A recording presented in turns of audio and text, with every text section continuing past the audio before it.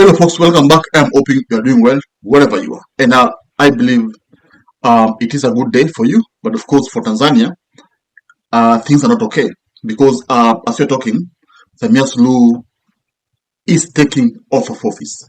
She's actually, being declared the official president of Tanzania for the second term. Her second term. Remember, the first term, she was the president, or she became the president after Magufuli died. You see, she was the deputy president. She was the vice president.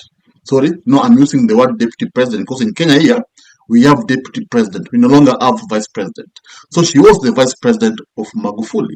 So, by law, when the president dies, the vice president takes over. And that's what made Samia'S the president. And you see, people didn't know her. Actually, people have come to know her real, attitude when people faced the elections. And people knew that indeed Samia'S is a ruthless leader who does not like anything standing on her way. And you have seen what has happened. Sikia vyombo vya habari vimelalamika. Hakuna chombo kinalalamika. Kuna uhuru wa kutosha wanajieleza. Na wanajieleza mpaka wanavuka mipaka saa nyingine. Tu nafasi ya ku-offload alicho nacho. Atoe, umsikie.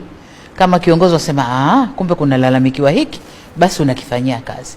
Kuliko ukiwabana, hawasemi, hujua wanafukuta na nini ndani, ile. Sasa Tanzania, kuna uhuru wa kutosha sasa. Vyombo vyote vya habari viko huru, anayefuata sheria, anayefuata maadili ya kazi zao. Naomba nitofautishe baina. She has actually jailed the formidable opponents and she has forced her win. That's how it is, by the way. And now, one thing that has shocked me is that when Magufuli won elections, he garnered like 11 million votes. Okay? But Samia'S, when Samia'S claims that he won elections, she has garnered over 30 million votes. And of course, you are asking yourself, how did she get the votes yet the whole country is burning? People are demanding her to quit being the president of Tanzania. Now, these are the thing now. Of course, after Samia'S will have taken the oath of office, after she becomes now the president. Kabisa, nilipongeze sana Tume Huru ya Uchaguzi kwa namna ilivyosimamia uchaguzi kwa mujibu wa katiba ya nchi yetu na sheria zetu zinazohusiana na shughuli za uchaguzi. Wameweza kusimamia uchaguzi kwa uhuru, uwazi na haki. Wakati wa uchaguzi mkuu tulikuwa na watazamaji wa uchaguzi ndani ya nchi, wa kikanda na waangalizi wengine katika ngazi za kimataifa. Ndani ya ukanda wetu wa Afrika tulikuwa na African Union, tulikuwa na ICJLR. For the second term, Tanzania won't be the same forever. Why am I saying so? Of course, I am wishing Tanzania to be a good country because you see, Tanzania has been peaceful ever since. Peaceful. Like, when you talk about demonstration, I will tell you that Kenya is the mother of demonstrations. But Tanzania, we have never seen such kind of a demonstration. But you see, they say, when you push a calm person against the wall, the reaction is always, catastrophic. The reaction is always bad. For example, when you take a cat, then you close your door and you beat it. That cat might finish you because you are pushed against the wall. It will turn violent and it will actually destroy your face. And that's what has happened in Tanzania. Samia'S pushed the people against the wall to a point whereby people have said, no, you are now too much. So the world is actually, rejecting Samia'S. And we talked about America and, other powerful countries. UN actually saying that Samia'S is not duly elected and she's not supposed to hold the office in Tanzania.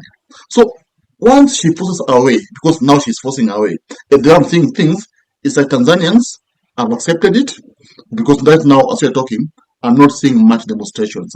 It's like they have accepted the pain and they want to live with it. And probably maybe they will live to fight another day. Sometimes you say, let me fight another day. Yes, not today. So This is what I'm saying. Um, if Samia becomes the president again without a clear election, American government won't work with her.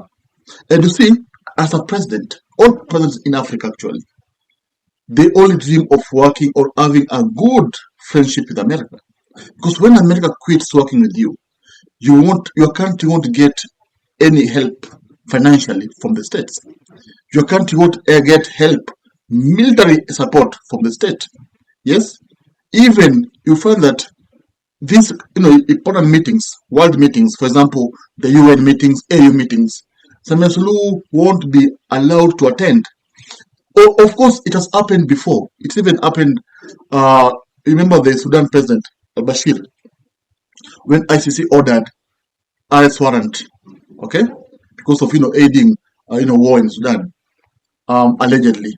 Now Bashir was not able to even go to AU meetings, UN meetings, and it really affected him because his country was not even receiving any help from the US. That's why you see, um, Sudan has been unstable, not because the people are bad, because of the leaders. Okay, our leaders sometimes are the ones making the country unstable. For example, in Tanzania, the country is unstable because yesterday I saw a section of people, celebrating Samia's win. Of course, I believe that Samia Suluhu has supporters in Tanzania. Of course, she has supporters also. Not everyone else hates her. There are people, probably from our backyard, who loves her. Okay, and of course, there are people, a big percentage from Chadema, who believes that she needs to quit the office. So see now, already there's a division in the country. Yes, and such division sometimes leads to, you know, civil war. Yes, yes, and you fight amongst yourselves.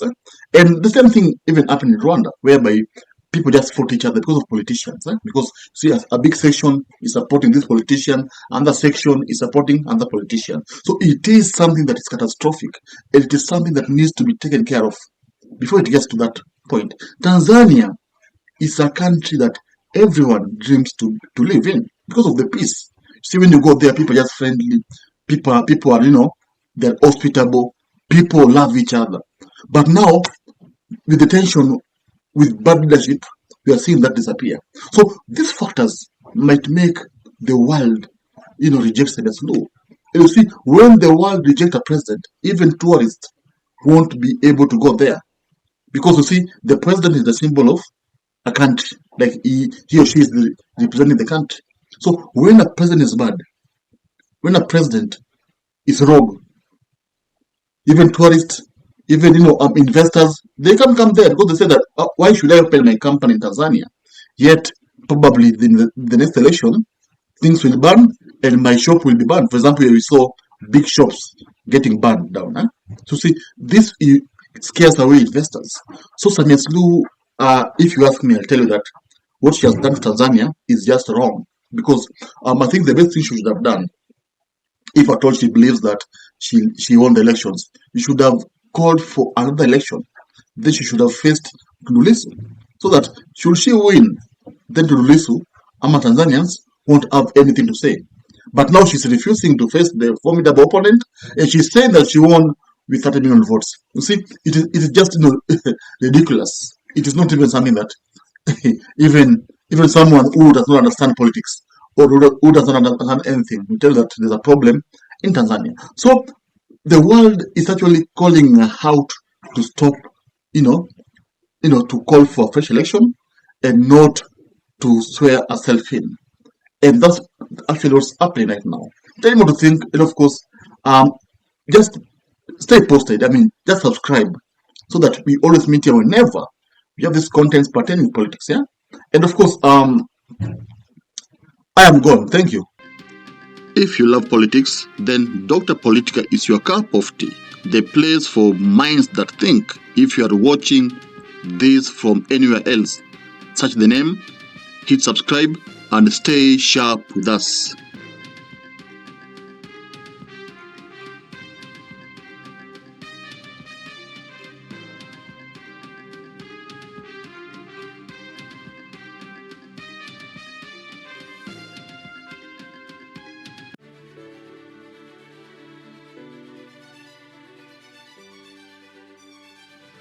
Thank you for making Dota Politica your home for fearless political truth.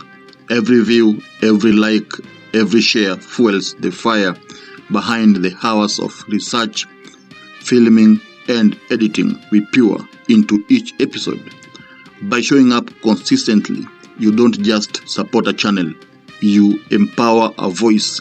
In a world ruled by headlines, spin, and power games, you remind us that real people still care about real facts. We are here to inform, inspire, and ignite critical thinking, not just for today, but for generations to come. You are not just a viewer, you are the reason this platform exists.